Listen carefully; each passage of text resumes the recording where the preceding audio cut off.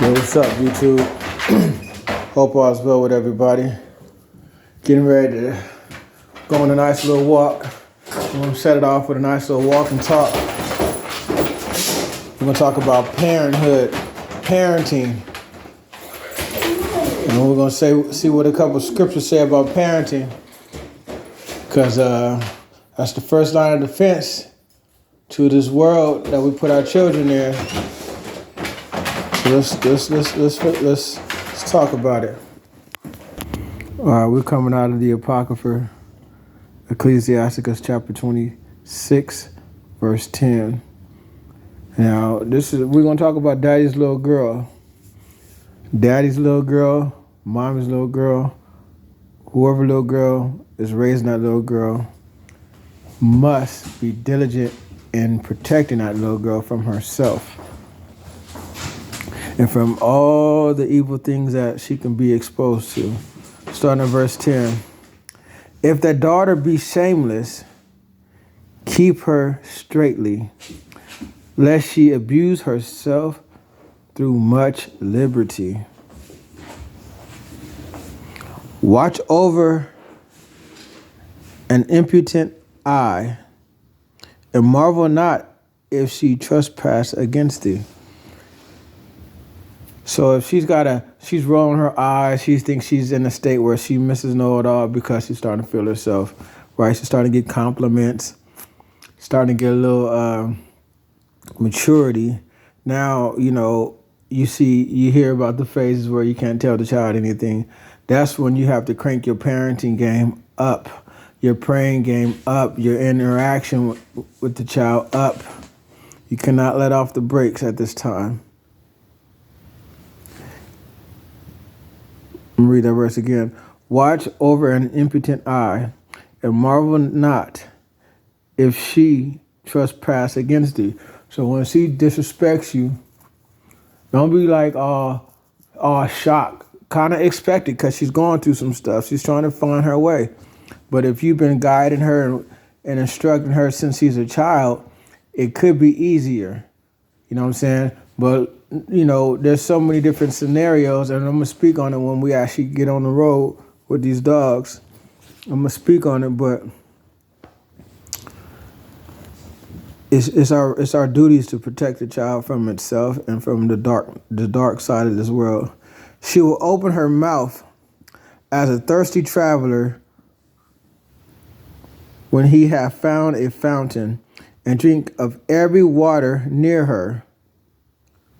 By every hedge will she sit down, and open her quiver against every arrow. Okay? And that's just saying that, if you don't keep a good eye on your child, she's going to become very whorish. The scripture's warning you. If you don't do this, this is a possibility. Your child may be drinking from every fountain like a thirsty traveler, opening her quiver against every arrow. You see what I'm saying? Because she's going to get hooked. She's going to get hooked. She's going to get destroyed. But we're going to talk about it. Again, this is Ecclesiasticus in the Apocrypha, also known as Sirach.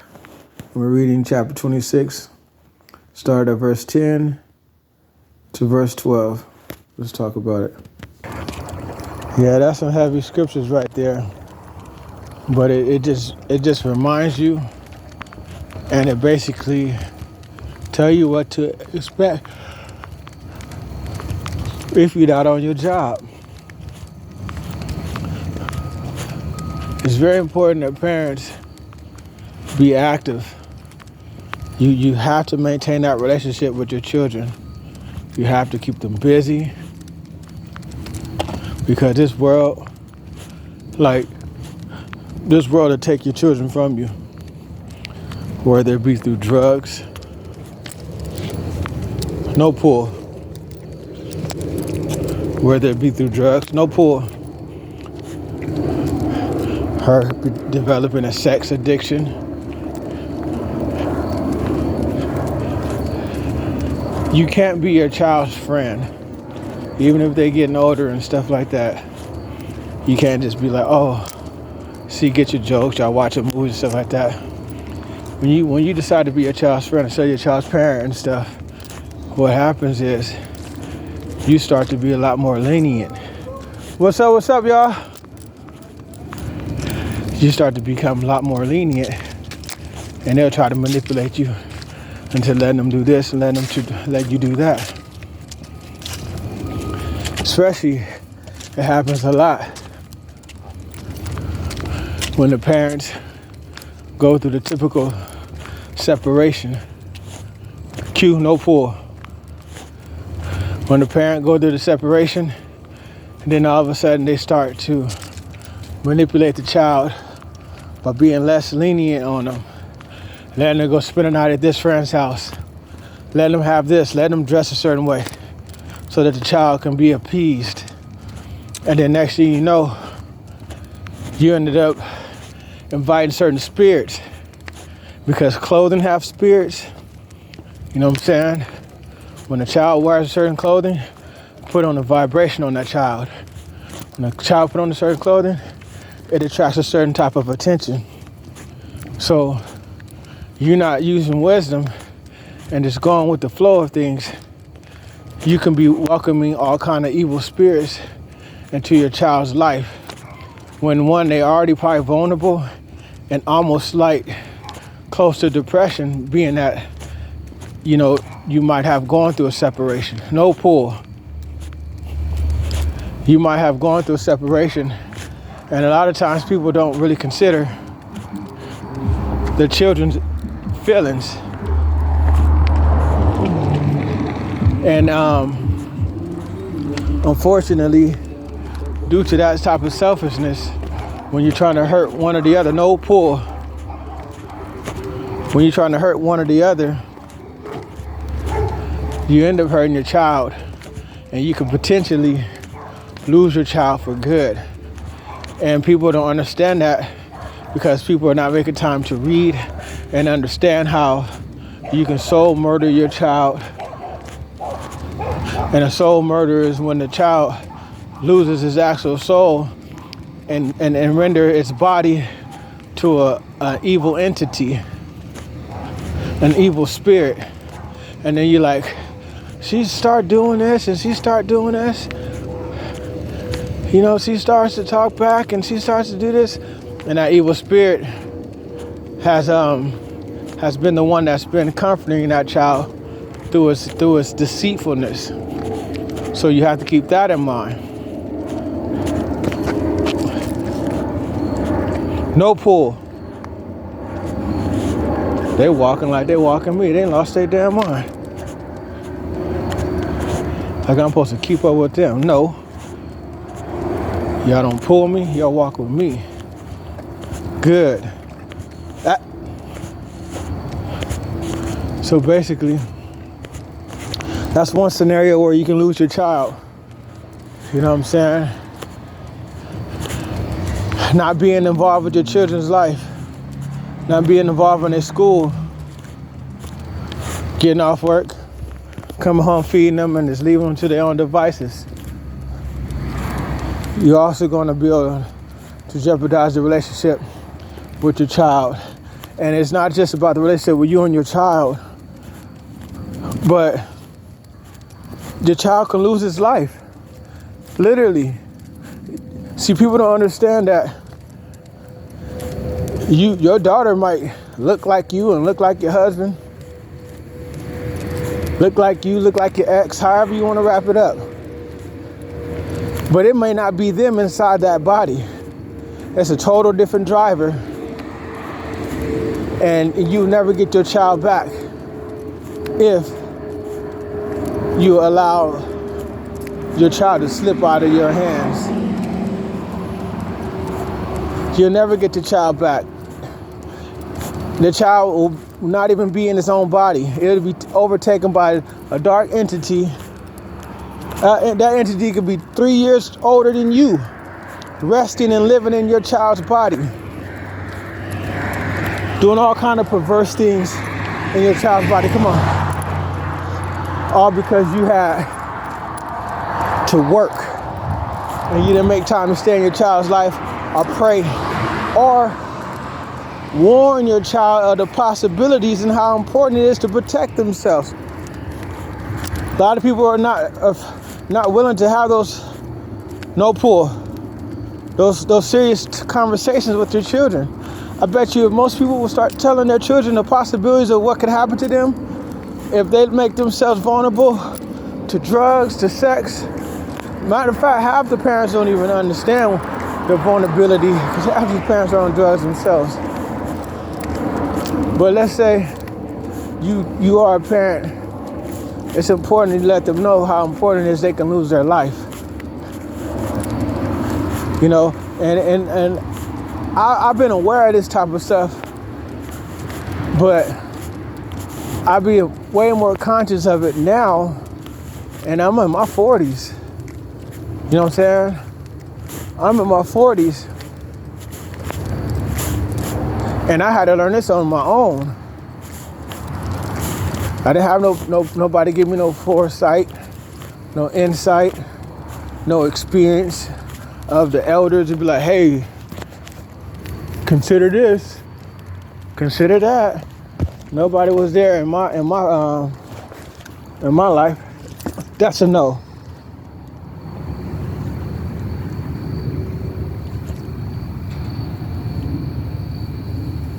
Come on.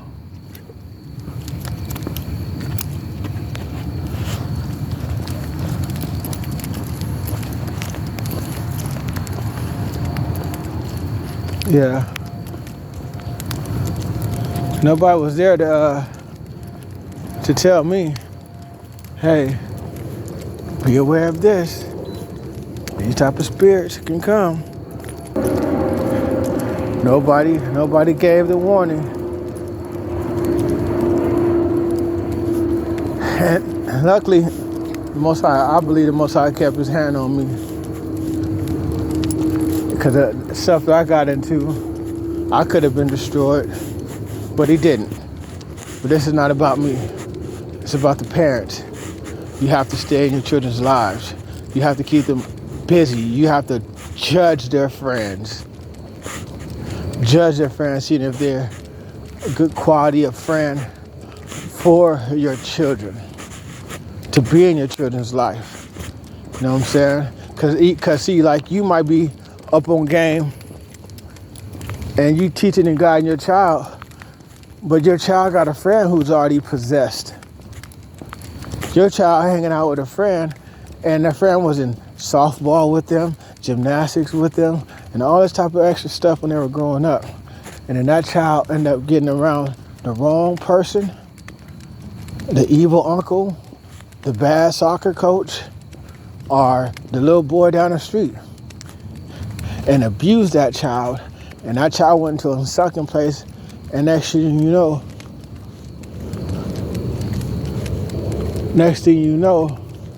here come a guy with their dog.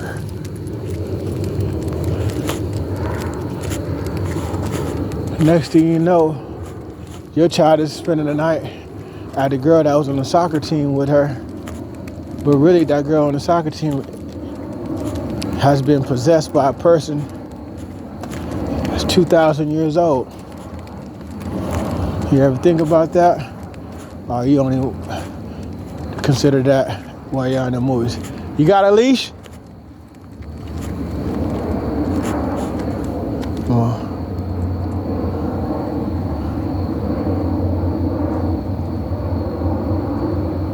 It's on a leash? You got your dog on a leash? All right, cool. Come on. Of course. No pull. It's all good. I don't want your dog attacking my dogs.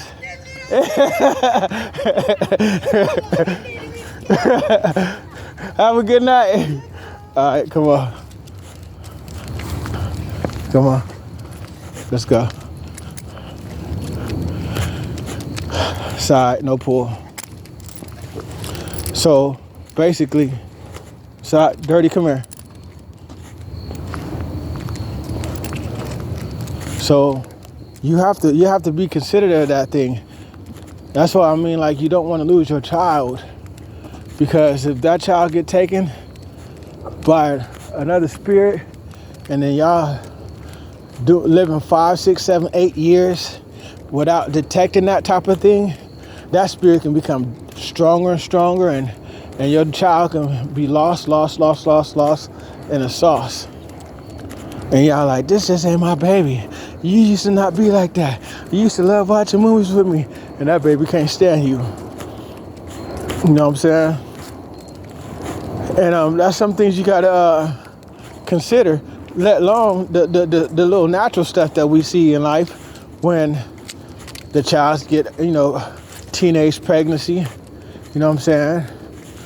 Or fall into addiction of drugs all the time. Those are minor things, but people are not considering the very deep spiritual things. Why? One, they probably don't believe in it. Oh, I don't believe in God, or they have, whatever the reason is. I don't really care.